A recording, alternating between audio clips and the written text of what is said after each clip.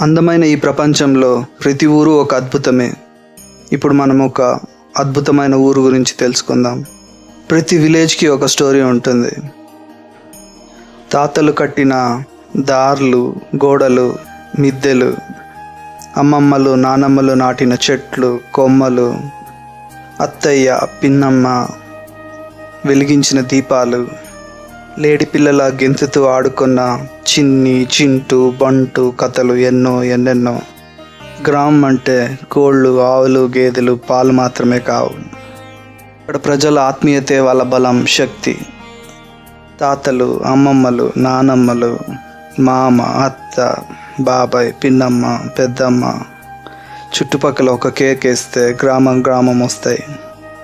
గడప గడపలో శివుడి లాంటి అబ్బాయిలు, సుగుణవంతమైన భార్యలు, ముక్తమైన ముత్యం లాంటి మనుషులు ఎందరో ఉన్నారు. దగ్గరలోనే ఒక మంచి చెరువు ఉంది.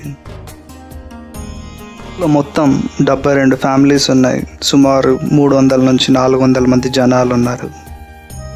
విలేజ్ ఆంధ్రప్రదేశ్, తమిళనాడు, కర్ణాటక బార్డర్ దగ్గరలో ఉంది.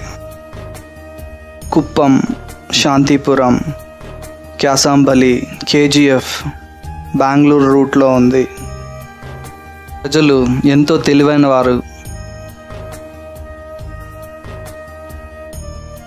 గొప్ప నాయకులు ఇక్కడి నుంచే ఎన్నుకోబడ్డారు. Shri Nara Chandrababu Naidu garu, Kuppam constituency chief minister of Andhra Pradesh. వెళ్ళేదారిలోంచే ఇంకొక మంచి లీడర్ కూడా ఎదిగారు. Karnataka state first chief minister అయిన చెంగల్రాయరెడ్డి గారు కూడా ఈ దారిలో ఉన్న క్యాసాంబలి విలేజ్లో జన్మించారు. దగ్గరలో బర్గూర్ అన్న ఊరు కూడా చాలా అందమైన ప్రాంతం. మీరు ఎప్పుడైనా వస్తే ఖచ్చితంగా విజిట్ చేయండి.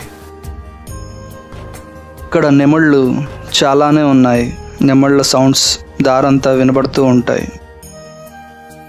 అరటి తోటలు, వరి పంటలు, మామిడి చెట్లు, ఇంకా దారి పొడుగున పంట పొలాలే.